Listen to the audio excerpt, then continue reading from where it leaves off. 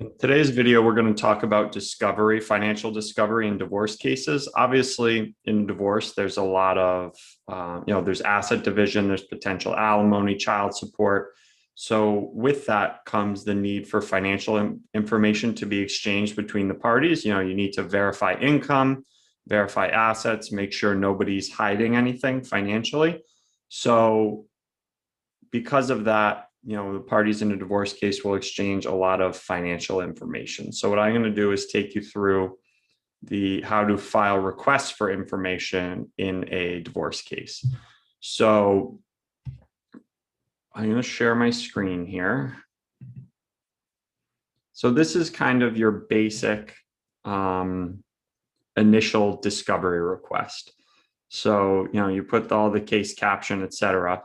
And then it says, as provided in Connecticut Practice Book Section 25-32, the plaintiff requests that the defendant provide the following documents within 60 days of the date of this motion. So 25-32 is a section in the Connecticut Practice Book that basically lists a bunch of standard documents that are generally exchanged in family cases. So it says, unless otherwise ordered by the judicial authority for a good cause shown, upon request by a party involved in an action for dissolution of marriage or civil union, legal separation, annulment or support, or a post-judgment motion for modification of alimony or support, opposing parties shall exchange the following documents within 60 days of such request. So basically, in family cases, these are the standard documents that are exchanged.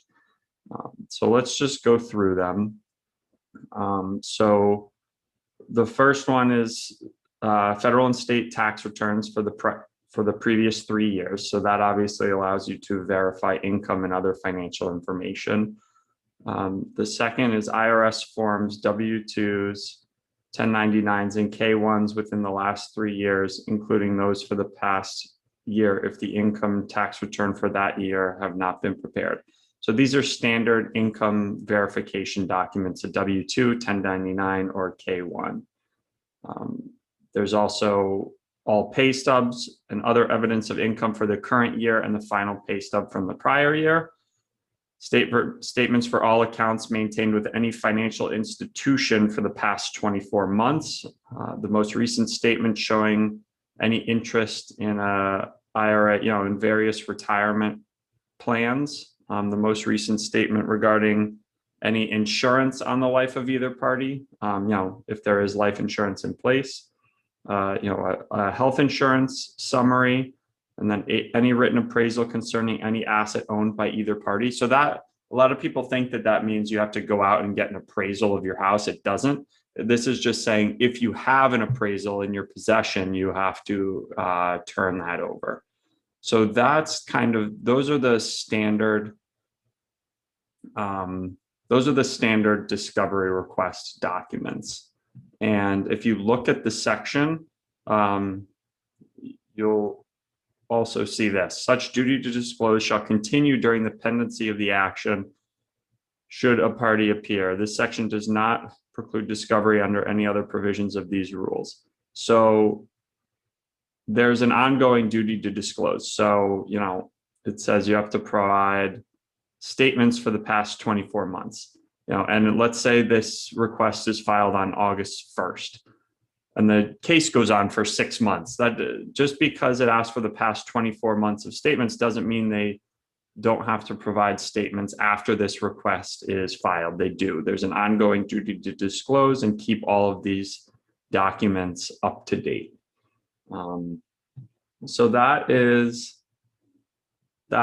section 25-32. And what we often do in our initial request, there'll usually be other documents that we want above and beyond these initial documents. So we put down here the plaintiff further requests that pursuant to section 25-31 and section 13-9 of the Connecticut Practice Book that the defendant provide the following additional documents.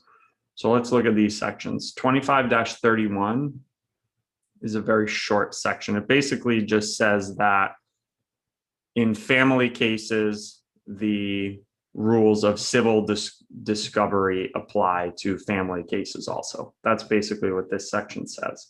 So if you look at 13-9, it says in any civil action, in any probate appeal, etc., where the judicial authority finds it reasonably probable that evidence outside the record will be required, any party may serve in accordance with 10-12, etc. Those are just rules for service. So any party may serve upon any other party or request to afford the party submitting the request the opportunity to inspect, copy, photograph, or otherwise reproduce designated documents, or to inspect and copy, test, or sample any tangible things in the possession, custody, or control of the party upon whom the request is served, etc. So it's basically saying that you can request financial documents from the other side. So if you have documents that you want above and beyond the mandatory disclosure of 25-32, you can put the plaintiff further requests that, pursuant to the two sections that I just went over, the defendant provide the following additional documents. And then you can just list any additional documents that you want to request. So we usually put a sworn financial affidavit, canceled checks and deposit slips, because a lot of times the bank statements won't actually have copies of the canceled checks. So you want to make sure you request those. You want to specifically request credit card statements, which arguably is included in this section, but just to be clear, we specifically request credit card statements. And obviously this list can be pretty extensive. There's all sorts of documents that are relevant to a divorce case that you can request. So that is the standard request. And then, obviously you have your signature line and certificate of service. So you do the certificate of service if, the case is already pending, but, you can, if you're filing this discovery request when you're initially filing the case. So if you're having a marshal serve your spouse with a, divorce complaint and all the other documents, then you actually won't have a certificate of service. The return of service from the marshal would just state that the request for disclosure and production is one of the documents that was served on your spouse. So this document, again, you prepare this document and you give it to the other party, either by serving them, or if the case is already pending, you just, serving them by a marshal. If the case is already pending, you just serve it, through email or mail. But you don't actually file this document with the court. What you file is the notice of request for disclosure and production.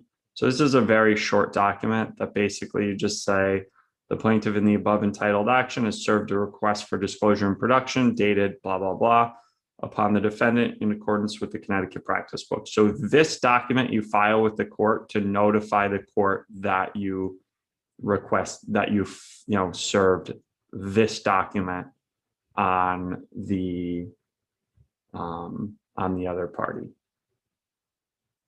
So those are kind of your first basic discovery requests.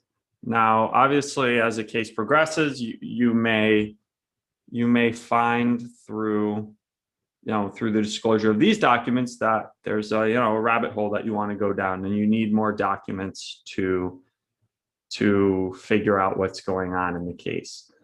So you can always file subsequent requests. So here's an example. We've got plaintiff's second request for disclosure and production. So as provided in section 25-31 and section 13.9, which are the sections we just went over, the plaintiff requests that the defendant provide the following documents within 30 days of the date of this motion. So, you can do as many of these as you need: second request, third request, fourth request, etc., and list documents that you're asking for. But again, you do not file the actual request with the court. You would want to prepare a corresponding notice of the request for production. So that is kind of your basic discovery as far as requests for documents. Obviously, there's all sorts of other discovery. There's depositions, interrogatories, which we will go over in other videos, but those are the basics of requesting documents from the other side.